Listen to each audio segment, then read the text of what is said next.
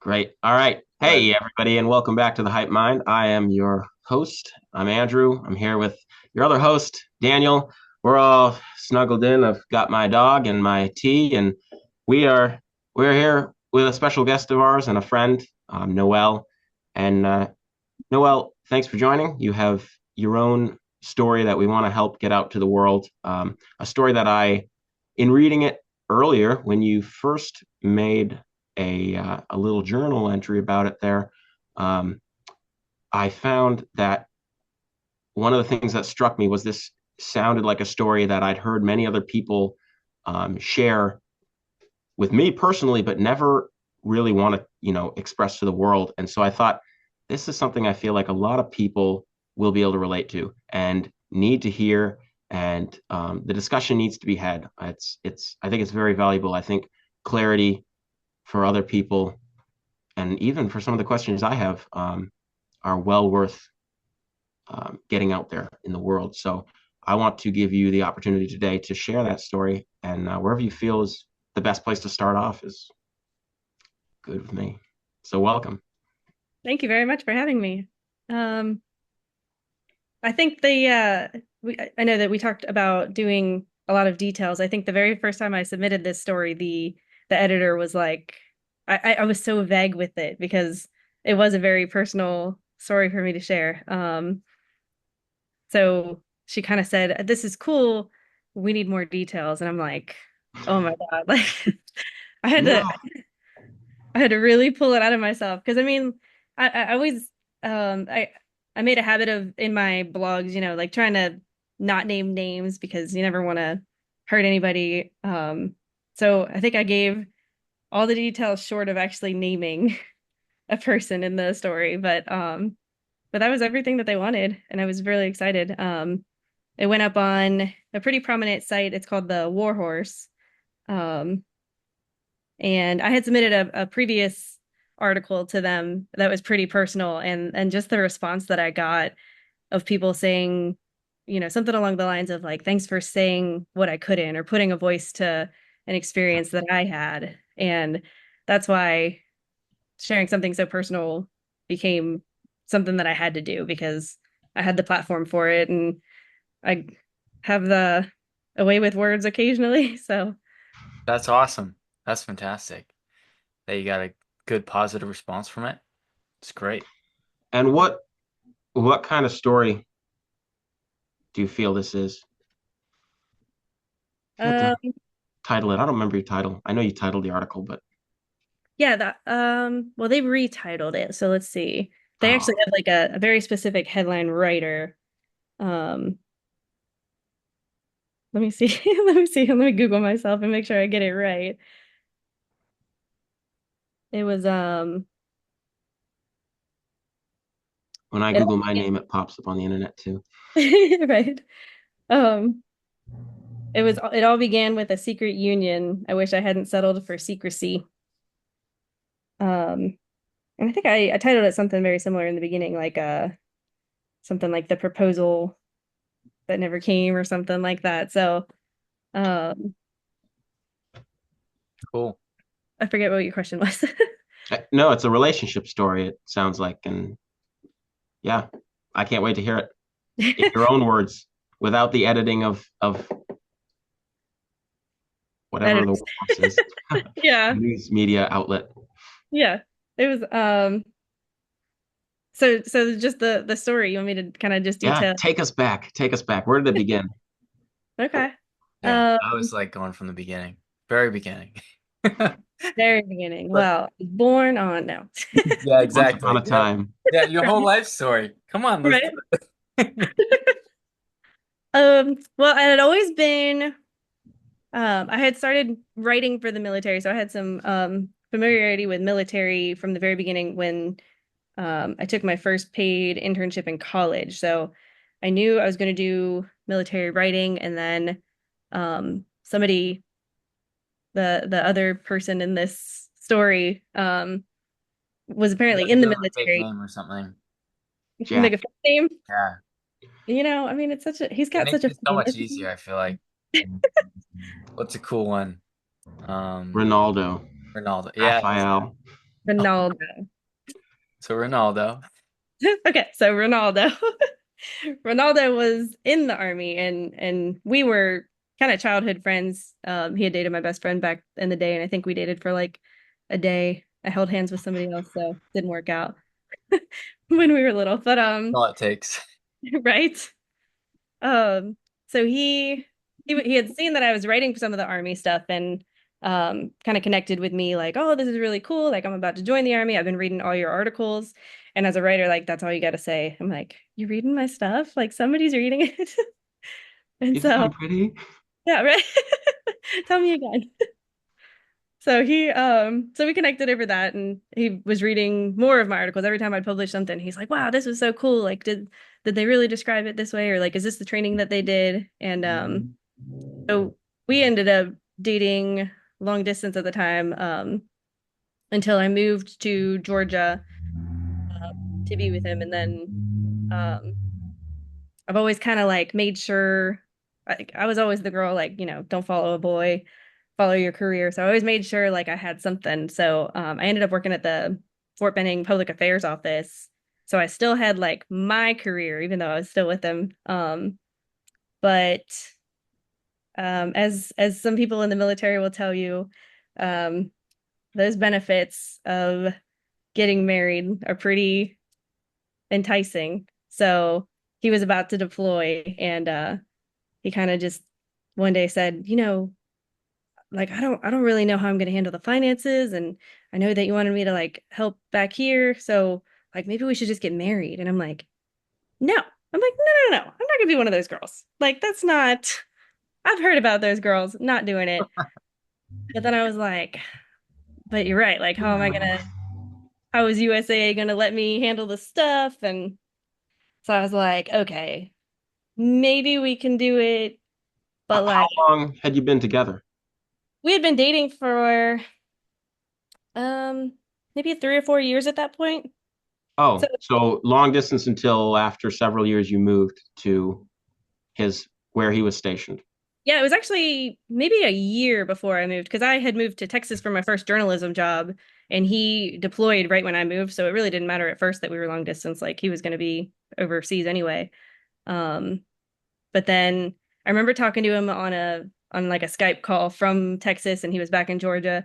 And I was like, my first job, and I was like, I think I could be here for like another 2 years. And I saw his eyes just like glaze over. I'm like, okay, well, You're like, uh-oh. guess I got to make a choice here. And so, yeah, I just kind of picked up everything that I had and moved to him.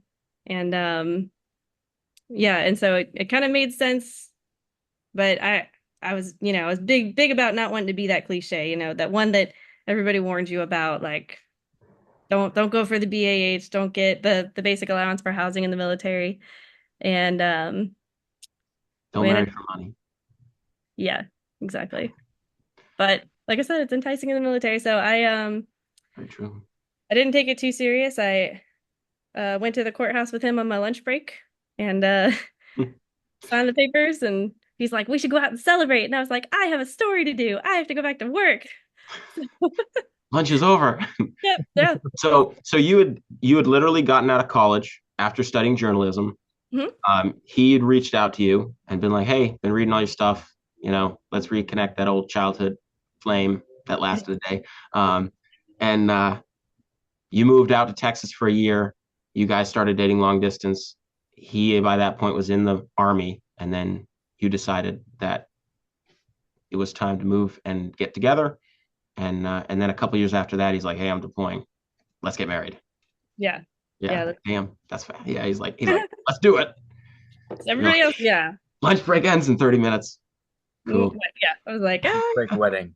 yeah. What do you call it? Shotgun wedding, basically. Everything short of having Elvis. Hey, good practice with the firearms. That's good. It's good. Right. Shotguns are important. Bear arms.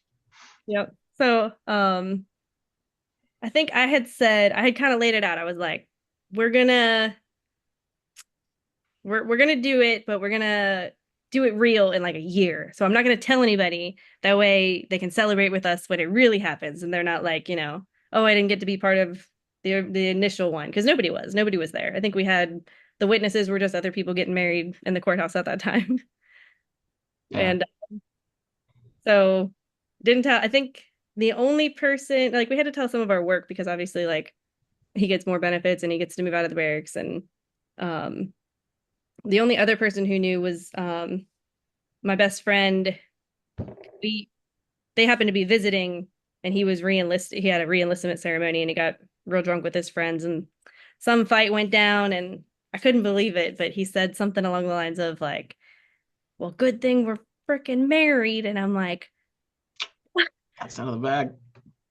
"Yeah, exactly." I was like, because I remember earlier in the day, my friend kept saying like, "Just leave him." Like we were having some big fight. She's like, "Just leave him," and I'm like, "It's not that easy." Like it's Oh, so the drama was between you and him because the friends were there, not between him and the friends. no, yeah, it was never the friends. I mean, whatever. I can't even remember what we were fighting about, but big enough that he was willing to throw getting married in my face. And I was just like, great. So Ah, I had one friend who knew and kept it from everybody else. But I think he deployed. So he was This deployed. is what my mom fears, by the way. She thinks I'm going to get married and not tell her. Oh no. Yeah. Like people don't do that except for this one girl. and he probably would. You know, it's just, I mean, because it's like my parents are super traditional. So like they've been putting money away for me. They wanted to have a big white wedding. Whole thing. But I just That's knew cool. if I did it fake, like they weren't going to give me the real thing. Mm. So that's why I was Well, like, let me ask you this. So he pops this question of getting married. I don't know how soon it was before you guys took lunch to get married, but you know, I'm under the impression it's a really tight time frame in all, maybe days, maybe a couple weeks. How did you feel through all that? I mean, he's getting deployed. You just got married. You're about to get married. You have this decision. You guys have a couple fights coming up. Whatever. What's going through your head? What are you experiencing? good question. I think I was just making it make sense in my head. Everything logistically seemed right. He could put me on his USAA account. I could manage everything. Um, Even though he still kept everything very separate when he was away. So I guess it probably felt as fake as it was. Like everything was on paper, but it wasn't like the commitment didn't solidify anymore. And But you were, if this was me, this is how I pictured it as me. You were one, I would see myself being looking for clarity. Like, okay, I need to make some decisions here. Like, there's a lot of stuff. Like, I just need to make some decisions. I'm under pressure, and it kind of sounded like we were hoping that things would like become closer, like fix themselves. You guys would have a better relationship because of it. That's just what I can see myself experiencing. yeah, probably. Yeah. I mean, because if there's some pressure to like he already did the fake thing, on paper. So he was Yeah. supposed to, save up for the ring and come up with a plan, hopefully call my best friend and have her take photos or something. So I'm like, all right, well, like he said he's gonna do this thing in a year. I'm And good. It's gonna happen. it's like Yeah. this, like I already agreed to my part, so just Yeah. gotta he has to do his part. Um, and I don't know exactly what changed. That would be something with him, but like while he was deployed on that one, I think shortly after, I think it was shortly after, it might have been the next deployment. I can't remember, but I walked into a recruiter's office while he was still deployed, and I joined the military myself, so we were dual military at that point, which was super cool because then they try to keep y'all together at the Right. same base, and um, my Yeah. parent, my Yeah. everybody in my family just thought I was like super lucky, like, wow, you got the same base as him. Nobody gets that. I'm like, I know.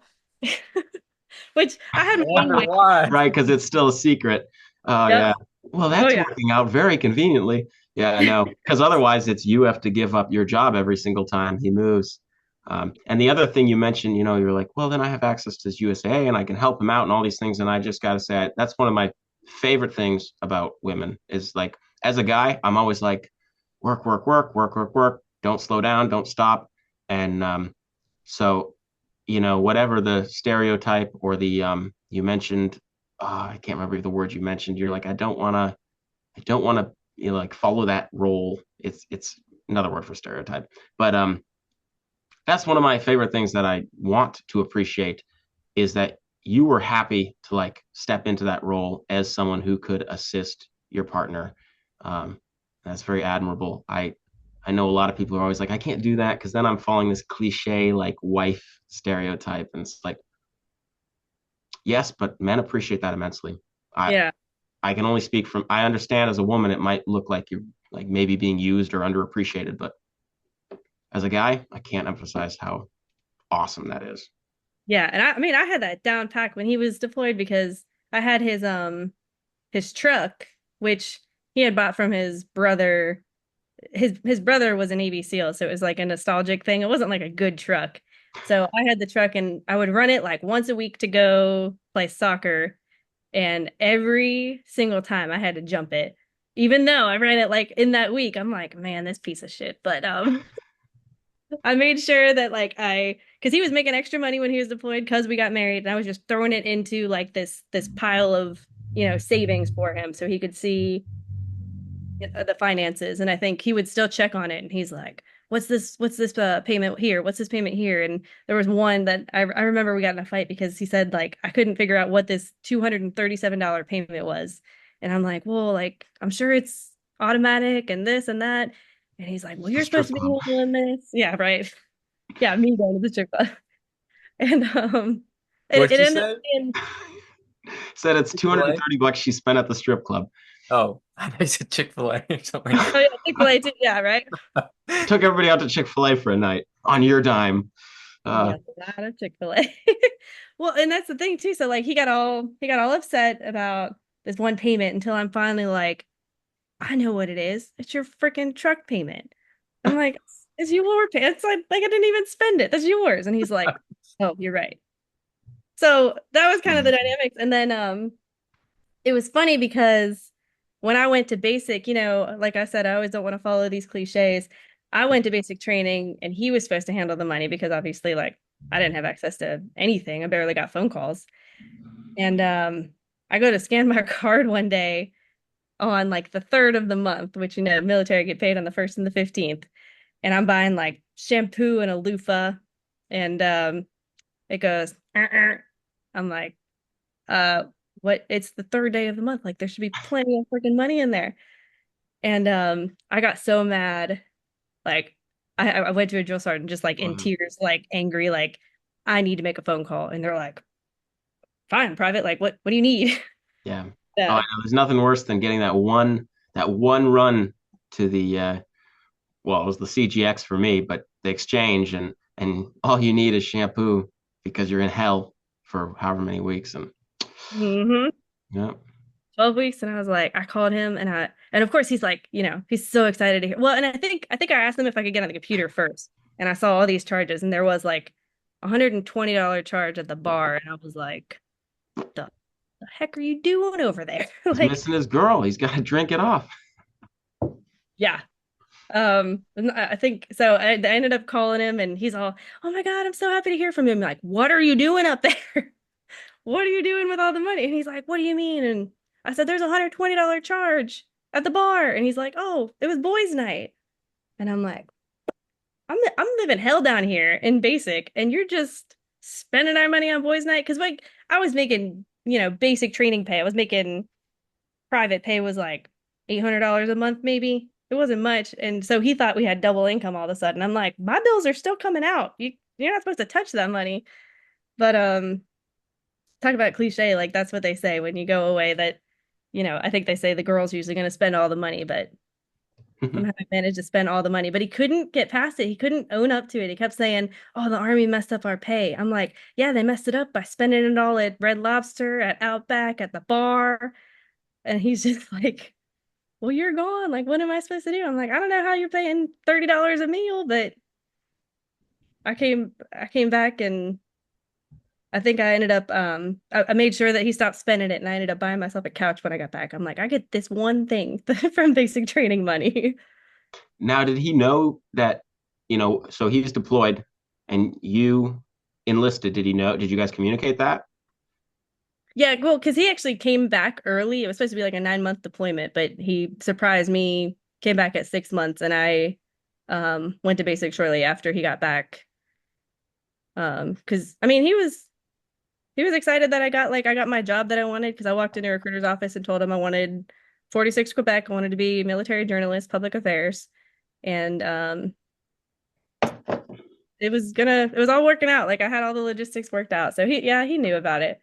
Um, I Cool. just I think it's easier to be supported and like him be away and know that I was always there than to flip the tables. And now he had to be there for me and try to budget and manage the finances. And I don't think he was ready for it. Found out the hard way, I guess. And so I guess from there, I made it through basic training and everything, and we lived as we would carpool every once in a while for a while for a couple years, and then it was my turn to deploy.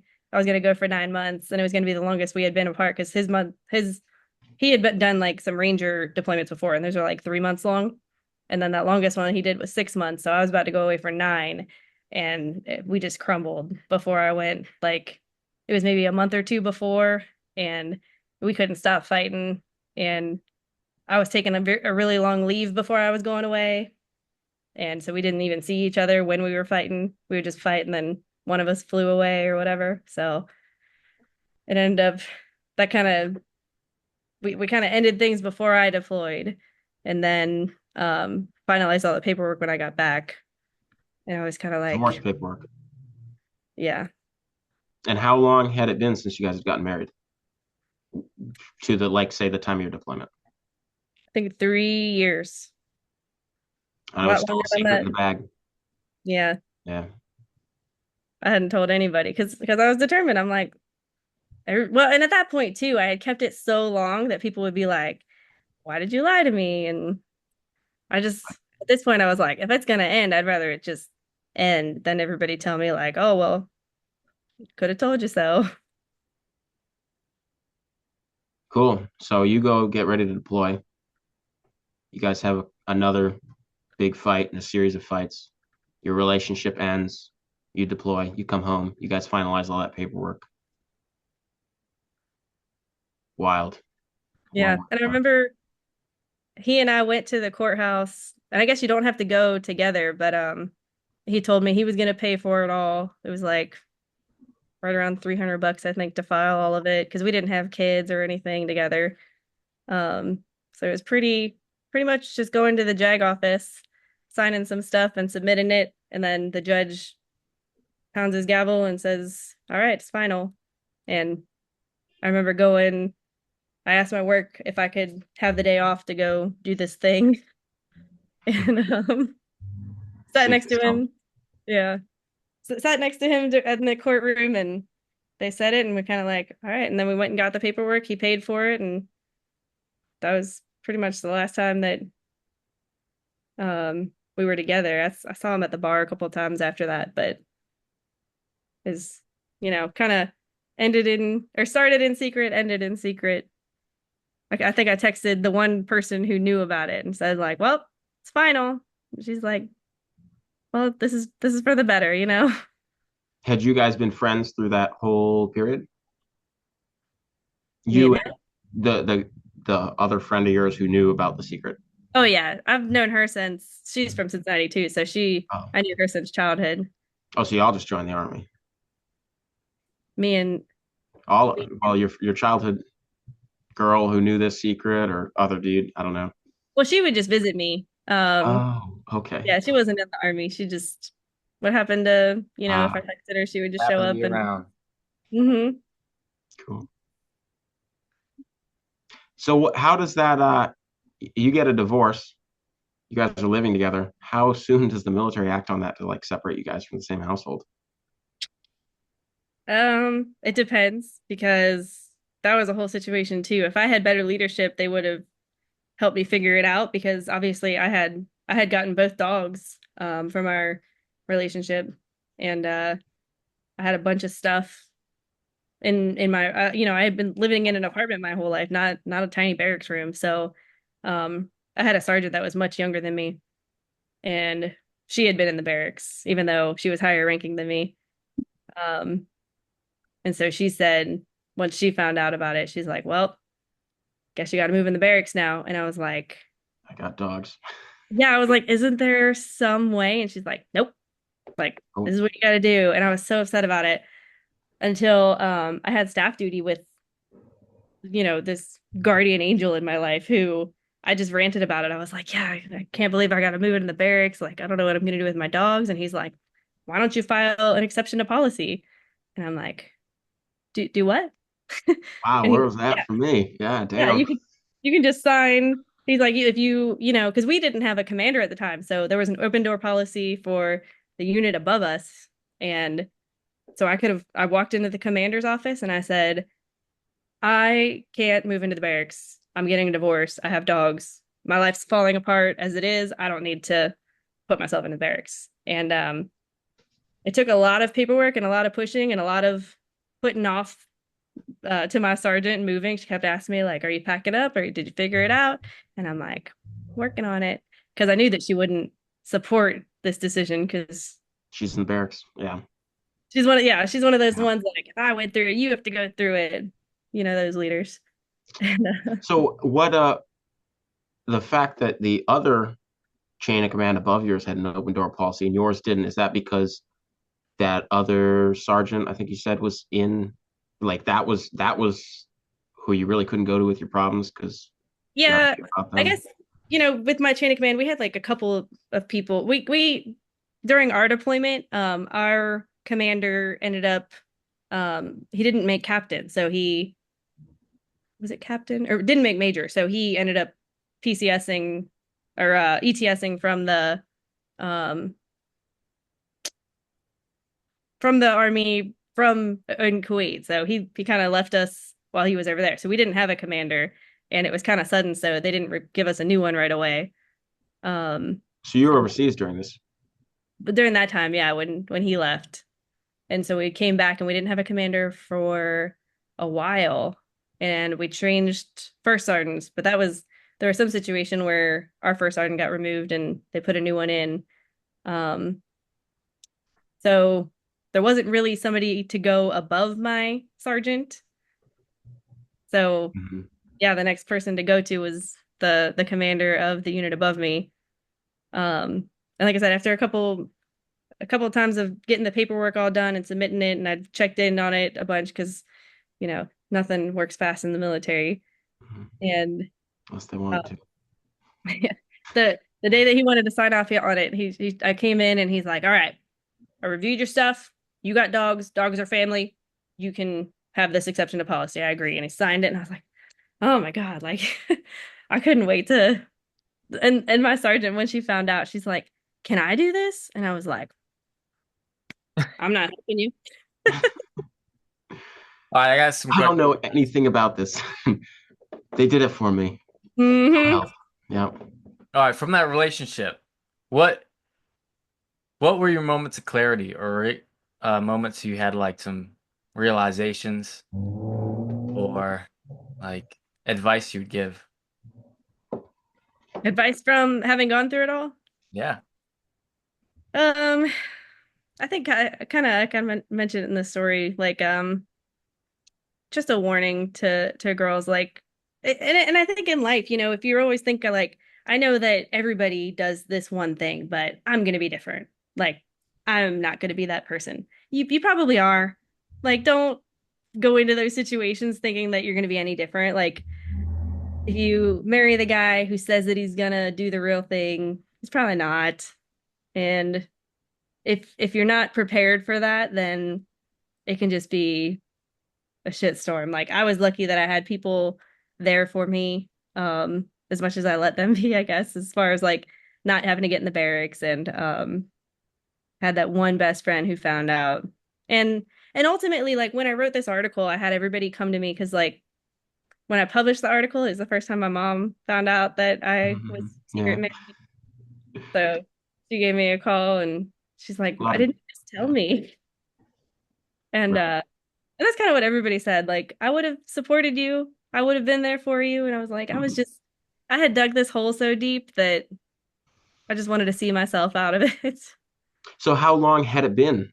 From how many years was this in the dark before you wrote this article? Before you kind of I just think we came got open as married. yourself and told the truth and let it all come Yeah. out. We need a timeline. I think we got married in 2016, and divorced in 2019. And then it just published this past August. So like 5 years that I just kind of just kept it buried. Like just, Yeah. it's Oh, yeah. done, it's over. And to be honest, the first time that I ever brought the divorce certificate out was for the article because he said, the fact checker, he was like, I hate to do this to you, but I got to see the marriage certificate and the divorce certificate. And it's like, So they do fact check. Uh, yep, well, I mean, I think that's interesting. Yeah, I can totally relate to that. The fear of, being able to share some of those things that you have so much shame around in your life, because you're ultimately just judging yourself, um, even before anybody else does. And yep, I think most people can relate to that. Yeah, I think I had that similar experience because my parents were also um, just very strict in their own beliefs, and being their child, I'm always subconsciously fearful of displeasing them. So, divorce being one of them, my parents, me too, are very religious. And so, I mean, yeah, for the sake of my own religious beliefs and their religious beliefs, I'm like, oh my gosh, I can't get divorced. I can't tell the truth. And I'm yeah. just judging myself. I don't want to fail them. Yeah, absolutely. So, yeah, I mean, Daniel already kind of asked this. Perhaps I would rephrase it slightly different. But were you solely inspired to publish this article? I mean, there's so many ways you could have told the truth about this, or just brought it into light. I wouldn't even, you were already living the truth. Other people just hadn't joined yet. But Yeah. why were you inspired to write an article? I mean, I think like I said, I had published an earlier article about some experience that I had, and I had got a lot of response from it. But then I mean honestly it was like it was I'm back in the dating scene, and it kept coming up, like, you ever been married, you ever had kids, and I'm kind of like, let me just keep telling this freaking lie or tell this person the truth when I can't even tell my own family. So I'm yeah, what am I even keeping it for at this point? And um there just so happened to be all these country artists who were publishing the same thing. Like there was two country artists who published or put out albums about their divorces at the time, and one of them even was very similar. She said something like married and divorced by before 29, and that's what I was. And so I was like, man, I just need to get it out there. Like I have a platform, um and you're already a journalist. and I was already a journalist. So yeah, I pitched it to I think I got like this insane moment of courage. I was watching, there was a TikTok of an American Idol contestant, and she said something, she wrote a song about anorexia, and she was just yelling at in this TikTok, just like, tell your truth. Like people need to hear it because they need something to relate to. And I was like, fine, I hear you. Like I'll do One's it. for me. Yeah. So got down as much as I could, sent it off to the editor, like, what do you think? Is this something you guys would publish? And she's like, we want it. And I was like, well, I guess I gotta do it then. Well, I've got it. You're like, I was hoping you would say no. Right? Yeah, like, we don't want this. Like, that sounds, we're pro-military. That sounds, anti-military or something. But no, they were like, absolutely. If you're willing to share it, we want to publish it.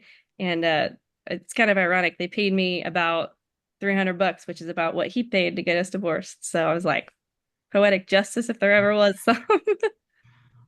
What's interesting, and everybody's guilty of this, including myself, is I heard this scholar once say that things like tyranny are the result of people lying or just failing to tell the truth when they needed to. And that was something that always just stuck with me. I was like, damn, it is that impactful that I tell the truth all the time, or just not lie about things that I know to be not, the truth. Um, Yeah. I've always been real big about not lying. I got real good at omitting. Like I can tell you everything except for this one little piece, which would make everything else make sense. yeah. And then you get into the psychology of why won't I tell that, the personal psychology of why won't I tell that piece, Yeah. links back to that self-judgment, that shame. Yeah. And I've this one found. actually, definitely, this one actually got, you know, because ultimately I kind of decided like I'm not publishing it this way so that my mom will read it. I'm not really publishing it. I want it to help somebody. I want one girl to be like, oh my God, I almost took the plunge or something. And I did get the one message. It was somebody that I used to work with actually. She messaged me on Facebook and she said, I am so glad that you shared this. She's like, I'm going through something similar and I am over the moon excited to be able to share, like, that somebody can finally relate to me and that I can talk about this. And I'm like, well, I wrote it for you then. Like, you're the reason. So it kind of all, it was worth it, you know?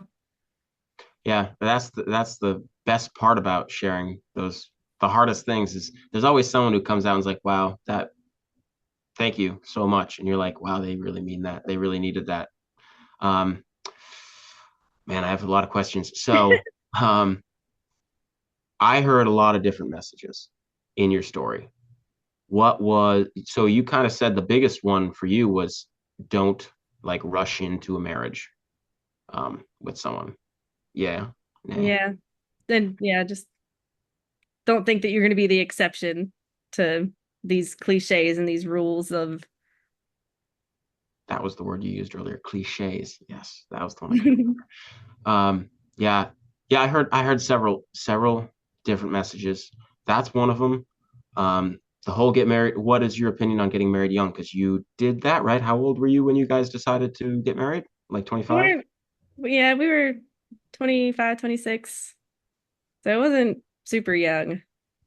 Um, we should have known better. And I mean, like we had been I was together longer than like my brother got married after dating for like 6 months. So it wasn't like we rushed into it too much, but as far as us being ready, like we both knew we weren't. Like we couldn't even figure out the money yet. Like He Right. needs to write an article he needs after to. 6 months. Yeah. You might have to help him. I'm Oh Might have to yeah, take my that brother. 300 bucks and bribe him. Well, and I ask these things because I hear people bring them up, not always directly, but they'll be like, when is too early or too late to get married, right? Which I think is actually kind of a silly question. It's more like, when are you ready to get married? And honestly, most people don't even know the answer to that because they're not ready for most people aren't ready to start a business. They actually learn it, they hit the ground running and they learn it running. Um, I hear questions like, um, should we get married for the money? That was kind of a theme you had. I heard questions from other people. Just about divorce. Is divorce okay? Is it okay to get married, to these? And one of the other big things I hear about, which I'd be curious, I mean, I'd love to hear your opinion on all these things. I think it's priceless. I think it is important to share that from the perspective of both genders, to be honest. I think that absolutely matters. Um, and one of my other questions is dating military men. That was one of the bigger questions, one of the bigger, like, more cliche stereotypes like you can never date military men, and of course as a military man I'm like, well, that would exclude me from ever being dated. um Right. and every military guy, which is probably like 20% of the youthful country. But yeah, I'd be curious to hear your opinion on all these things. Where do you stand and why? I think a lot of people would love to hear that and know. Yeah. And I think that's how I kind of started the article too. It said, and they used the excerpt of that for like the Google, like there were two things that Noelle he learned um, by being involved because I started writing for the military, so I was working alongside military, and everybody in the military says, one, don't date a man in the military. Two, don't join the military. And I'm like, well, Noelle he did both. She did not listen, but yeah, I mean, like they're definitely like a very specific type of person. And I mean, I don't even think it's usually the military man mindset. It's like everything that you have to go through. Like you I feel like you meet so many different versions of each other. Um, Yeah. like we had the long distance version where we could only talk on the phone. We had the okay, we're together now version, and then we had, we were broke as heck sometimes because I was in my early journalism jobs. And so we met that version too. I met the version that like, hey, do you want to go get dinner? And he said no. And he's like, barricaded in his room with the lights off because he doesn't have a dollar to his name because it's not the 15th of the month yet. So it was just so many different versions. And I think like when I deployed, that was a whole nother version, or when I was at basic training. Because I mean, he couldn't figure out how to spend money. And then when I would call him, he's like, yeah, we're gonna go bowling with these people. We're gonna do this every night. And I'm like, we don't have money. When I come home, we're gonna cook at home is what we're gonna do.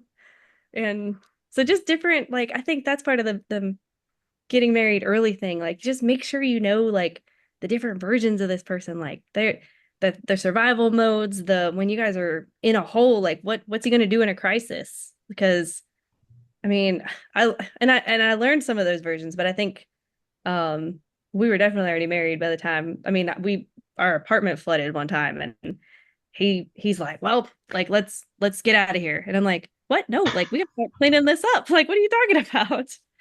And so just learning to learn. I mean, and I don't know if it's living with a person before you marry him or what the solution is there because I know like traditionals are against that, but I think it's so important to know all these different versions. Like I always said, a girl can't get married before she's gotten drunk and gotten to know that side of herself. Interesting. Yeah. Well, it does come down to your own personal values. Like my own standard for myself is you're not at all going to get a wedding ring until we've dated for a year. If we can't date for a year, getting married is off the table. We can Yeah. talk about it all you want, but it's not going to happen until we've dated a year. And that's just because from my own experience, it's like everybody picks their own like boundaries with each topic, right? But obviously you have to do it wisely. I happen to just personally believe that you need to date someone for at least a year to get to know those different aspects of them. A lot of times people are usually subconscious, but a lot of times subconsciously or deliberately hiding parts of themselves because, there's shame around it, whatever, it's like you might not have been like, my parents are really strict, so we have to do this in secret. Like, we don't even realize we're not sharing stuff like that with potentially the closest person in our lives at that moment, probably the closest person in our lives at the moment. And yeah, it does help. But I also do think that it really does pay to be in relationships like that. And so, to the two big bullet points of the article, do you regret joining the military? Would you undo it? Do you regret being in this relationship? Would you undo it? I mean, it all kind of led. I'm at a very good place now in my career. I'm living near family, and maybe if we hadn't dated, I wouldn't have moved away from that tiny town in Texas. Like maybe I would have just reveled in becoming famous in that little town and wouldn't have made it over here and wouldn't have worked for. I know I was working for Black Rifle when I met you, and they were sending me all over the world doing military. So like I really joined the military so that I could earn that veteran status so I could continue to write about military from, because it's just different when you are interviewing like I interview Medal of Honor recipients. It's one of my freelance gigs that I've landed. And to be able to tell them, oh, I'm an Army veteran as well, that it just gives like this level of respect that you've earned. Um, I, and that's what I wanted as a veteran. So like I didn't have the greatest experience while I was in, but ultimately I did it so that I could continue my mission of telling the military story. So it was all kind of maybe I wouldn't have joined if I wasn't with him. Maybe, like I said, I would never have left Texas. So it all kind of I don't regret any of it, but if I wasn't in a good place now, who knows if I would have been saying that. So right. It all led you to where you are. exactly. And I wouldn't change that part. But I mean, I never want to fight with somebody or I don't want to have that stupid certificate that I have to in my Mhm. file folder. Every time that I fill out like a new form, it's like are you single, widowed, divorced? And I'm like, I don't, I don't know. Which, I like, won't answer that question. yeah, like, I'm whatever yeah. exactly. So I don't regret any of it. It was definitely, and I mean, I can tell the story now. If I had to go through it so that somebody else doesn't, or so that I can relate to somebody, I've got friends getting divorced now that I can finally be like, I know that you think that I couldn't relate to this before, but I can. So let me let me be there for you. And um, I know that like one of my friends going through it, I warned her because a lot of the times like we were pretty civil up until like we wanted to split some things. Like he wanted the dog, um, and once there was a battle for that, like you see a different side of somebody. Like he just called me names that he hadn't called me before, and I was like, just who are you? Like when did you become this person? So I warned some of my friends if they're going through these divorces, like I know that you guys seem like you're doing it civil, but it'll get nasty and you won't recognize them. And you're just gonna have to, this is gonna be, you gotta move past that. Like you can't, it's gonna break your heart, but ultimately you need to get out of this.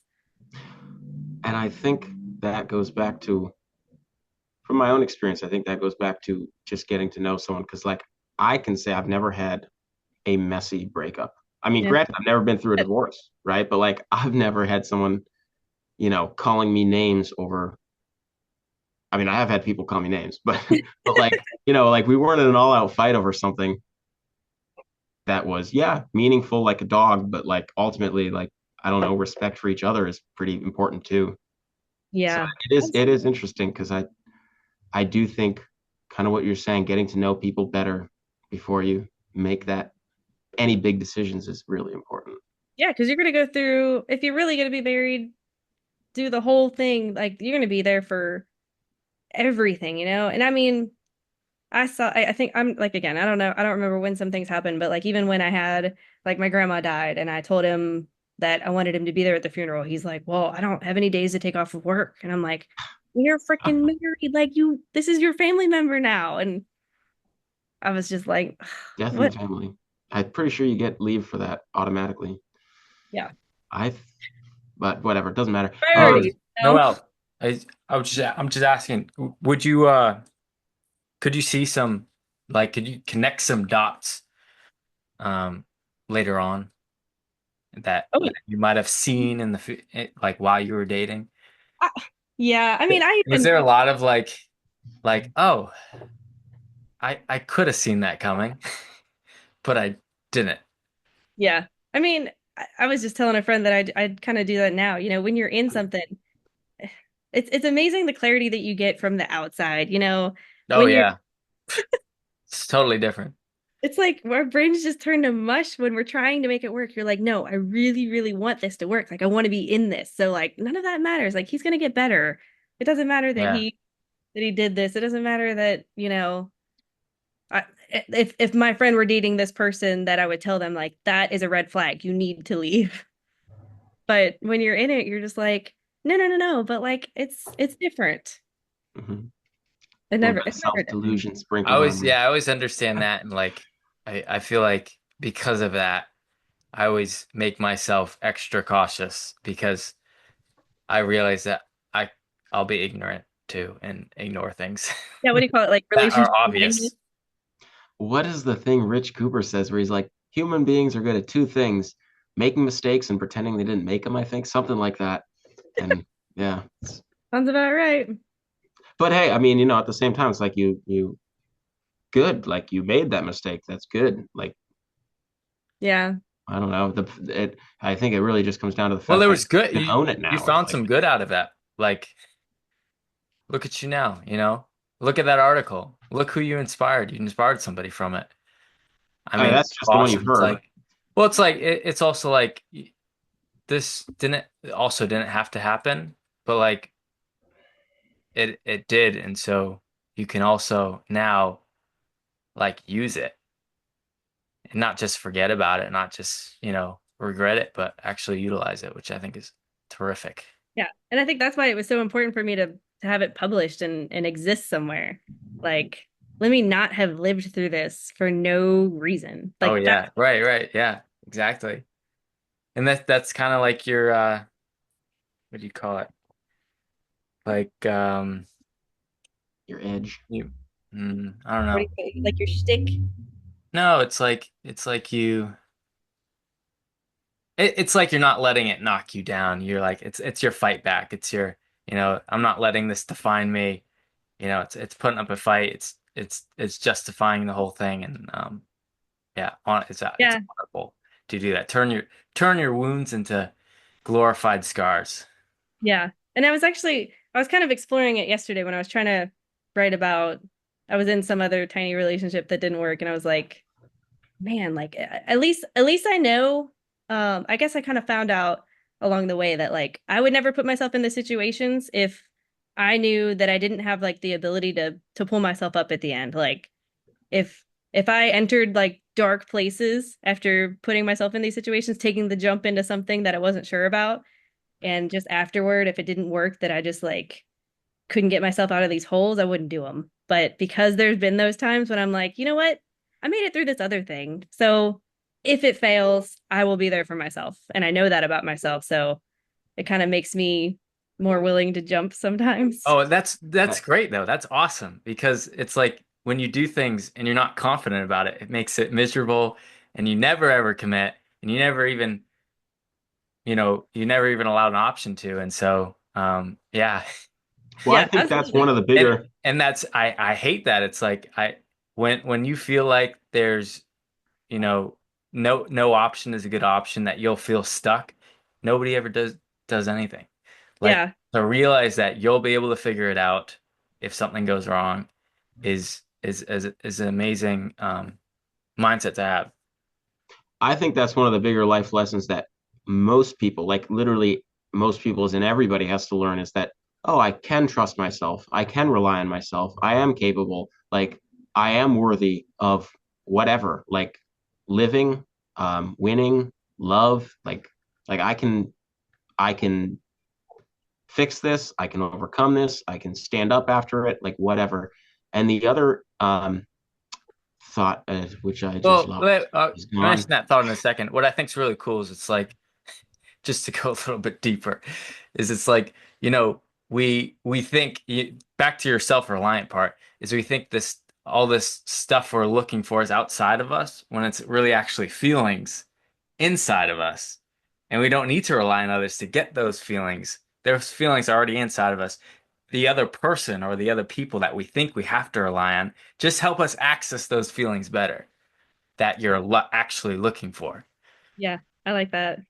Well, one of the other beliefs that I've learned from others that I share is that a lot of the things we experience are things we actually are meant to like overcome. And so you right from the beginning you were talking about these cliches that like you were so afraid of being and living, and then you lived them and you're like, "Oh man." And like it's my own belief that we all experience something parallel to that, because we have to learn how to overcome them. We have to learn how to not experience shame or judgment through the cliches of experiencing divorce or marrying a military person, without a wedding and just a piece of paper for money or whatever. Like I think everybody has their own opinion, but it's always served me to be like, oh, there's a reason why this cliche doesn't sit well with me, and there's a reason why I just lived it. It's because like I didn't know how to climb that mountain and then stand up after the fall down the other side of it. Um, uh, what Yeah. was other It- thought? I think that's, yeah, that was like, I mean, I've taken that lesson so many other places. Like, when I was going to, I guess because I do seek support usually before I do. I don't always go get secret married. I usually seek support Just from, once. yeah, just one time. But like when I was leaving, I had a little job at like a hyperlocal magazine. I wasn't very happy. I was just like overloaded all the time. And there was the opportunity to work for Black Rifle Coffee Company and work for their magazine, but it was not going to be paid at first, and it wasn't going to be very like guaranteed that it was a long-term job. So I was Probation. yeah, and well, it was just a little like a fellowship. And so but I had two options here. I could stay at this like salaried position or or I could take this leap and potentially have my dream job, even if only for a little while. And everybody told me like you'd be an idiot if you did the fellowship. Too dangerous. And I was like, yeah, but if I fall on my ass, I know that I can pick myself up. So I feel like I have to jump. And that's the way it kind of always was. Like I've been in worse scenarios and I'm still making it and I still find something good out of it. So if there's a chance that something great can happen, I'm probably gonna jump. Nice. One of the things you'd mentioned earlier that I wanted to talk about a little bit more, hear from you about, you talked about, well, one, you talked about the importance of getting to know someone before you enter any sort of commitment with them, especially something as important as marriage. Um, but you'd also shared in your story that you guys had started out long distance and then decided to live together. And like, yeah, I think that's great because like I think a lot of people, it's long distance until they decide to get married. Yeah, And um, how long you guys have been living together for about 2 years before you decided to get married, right? I think so. But you closed that long distance gap. Yeah, we closed the long distance and I did live we did live separate at first. Like I moved and one of his buddies just happened to be renting out one of the rooms. Like him and his girlfriend had a room that I rented and then he had another buddy who got divorced and had a 5 bedroom house and he's like, I can't afford this. So I moved into the master bedroom and he moved upstairs. So we always had like some separation. He was still living on post and I was living off post in a house. So even when we would have those fights, I kind of learned his style to,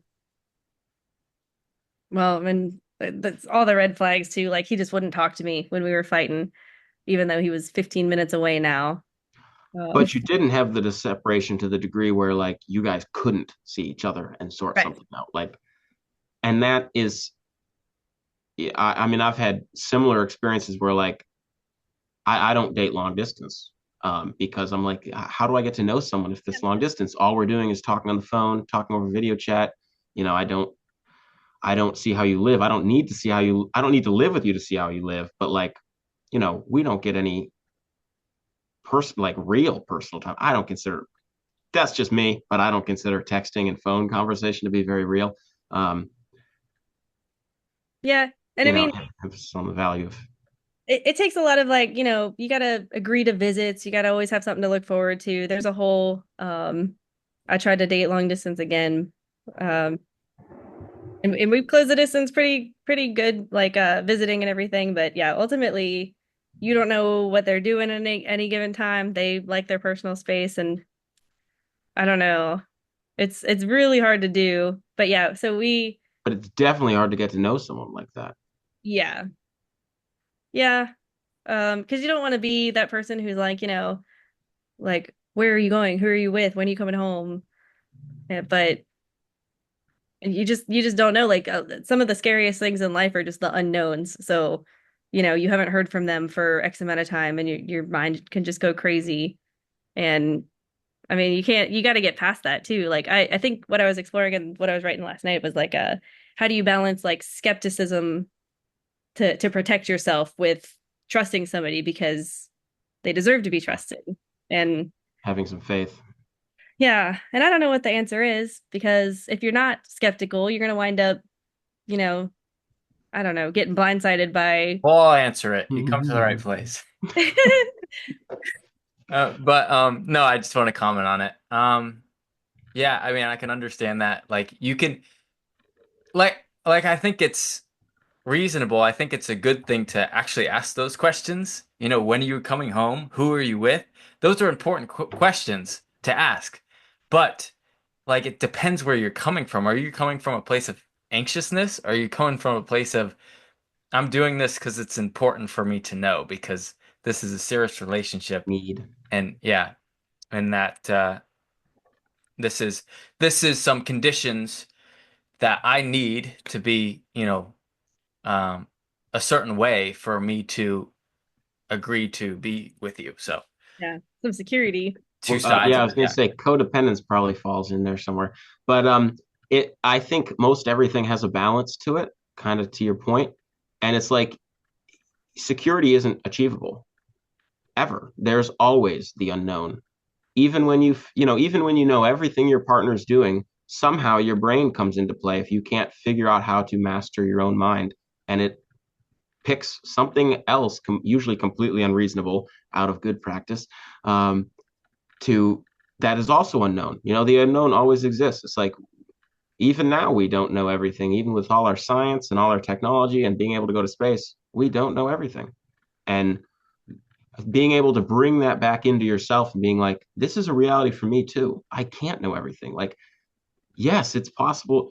I remember this story listening to this guy talking about dating, and he was reading this guy's story, and he was like, this dude was dating this girl for 5 years before he learned that she was a prostitute. And I was like, wow, like that would obliterate me personally as a guy. Yeah. But yeah, I was like, even when you think you know someone, there's even when most people think they know themselves, there's still aspects of ourselves we don't know or understand that we've hidden up very well. So Oh it's yeah. I mean, I had one friend come to me and she's like, Noelle, how did I know you for 4 years and not know you were married the whole time? And I was like, sorry. I know, I'm Yeah.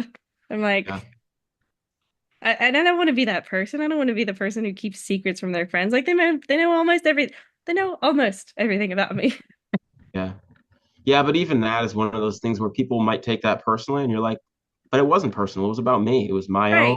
It was my own situation that I had to learn how to figure out.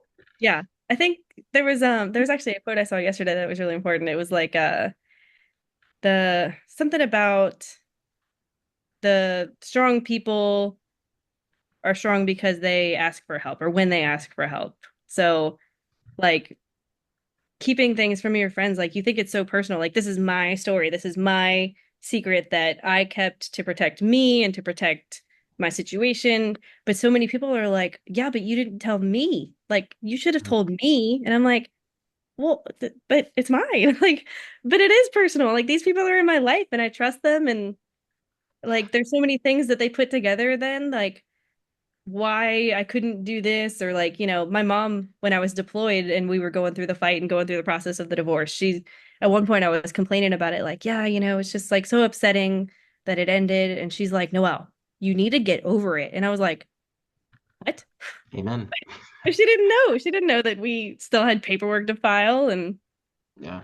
in her Well, mind, the other thing that makes me think of is a lot of times, just like we don't know how to ask others for help, we forget we can actually ask ourselves for help too. Like we can trust ourselves. We I'm not at all disregarding what you said. We do need to reach out to other people, but a lot of times we're not even reaching out to ourselves and being like, do I trust myself through this? Can I handle this? Do I actually believe that I've got my own back and that other people have my own back?